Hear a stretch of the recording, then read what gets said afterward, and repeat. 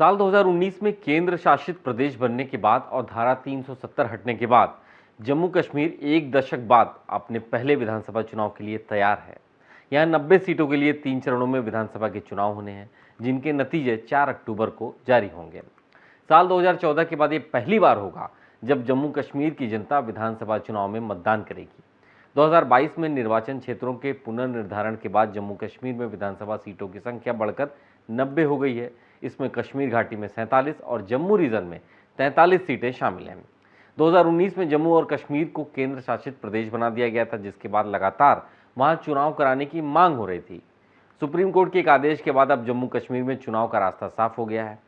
आज हम बात करेंगे कि 2014 में जब चुनाव हुए उसके एक दशक बाद होने जा रहे विधानसभा चुनाव में क्या नया होने जा रहा है। नमस्कार, मेरा नाम है अभिषेक पांडे और आप देख रहे हैं डेली लाइव।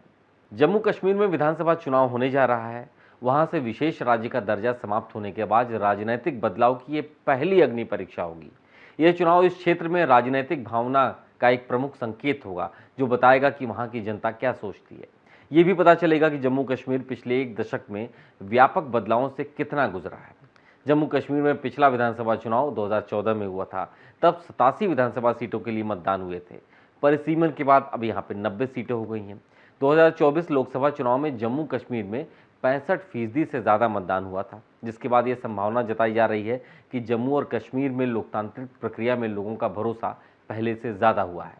पहले संगीनों और आतंक के साए में चुनाव होते थे, लेकिन आम चुनाव में लोगों ने बिना भय के लाइनों में लगकर मतदान किया। 2014 के विधानसभा चुनाव में 65% की वोटिंग रिकॉर्ड की गई थी। तब पीपल्स डेमोक्रेटिक पार्टी 28 सीटों के साथ सबसे बड़ी पार्टी बनकर उभरी थी, जबकि बीजेपी ने 25 सीटों पर जीत हासिल की थी। फारूक अब्दुल्ला की नेशनल कॉन्फ्रेंस ने 15 सीटें जीती थी और कांग्रेस के खाते में 12 सीटें आई थी। 87 सीटों वाली विधानसभा में किसी पार्टी को स्पष्ट बहुमत नहीं मिला था, जिसके चलते बीजेपी और पीडीपी के गठबंधन वाली सरकार बनी, जो बाद में बीजेपी के समर्थन वापस लेने के बाद से गिर गई। 2019 में बड़ा बदलाव आया और धारा 370 को निरस्त करके जम्मू कश्मीर को विशेष राज्य का दर्जा समाप्त कर दिया गया और इसे केंद्र शासित प्रदेश बना दिया गया।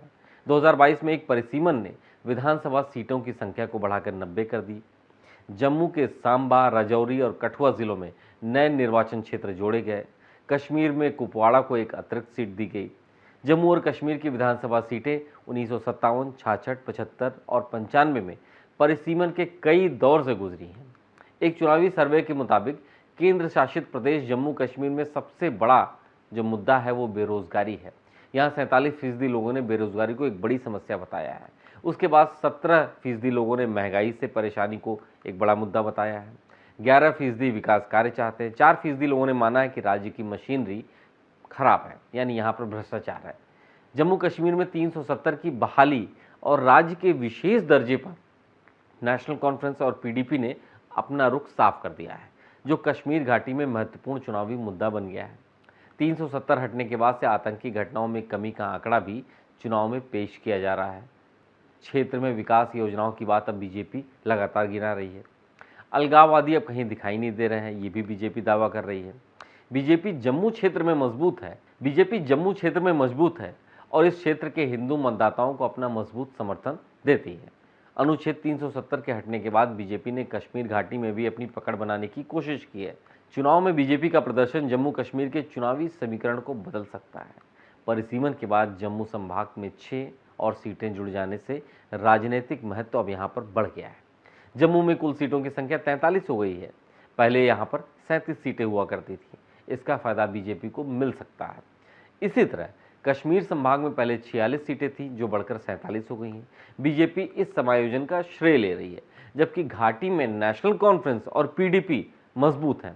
ऐसे में एक दशक बाद जम्मू कश्मीर में हो रहे चुनाव बीजेपी समेत सभी राजनीतिक दलों के लिए एक अग्नि परीक्षा है, जिसमें उन्हें साबित करना है कि उनकी सोच जम्मू कश्मीर के लोगों की सोच के कितने करीब है। तो आज के एक्सप्लेनर में इतना ही। ऐसे ही और जानकारी वाले वीडियोस पाने के लिए आप देखते रहिए डेली लाइव।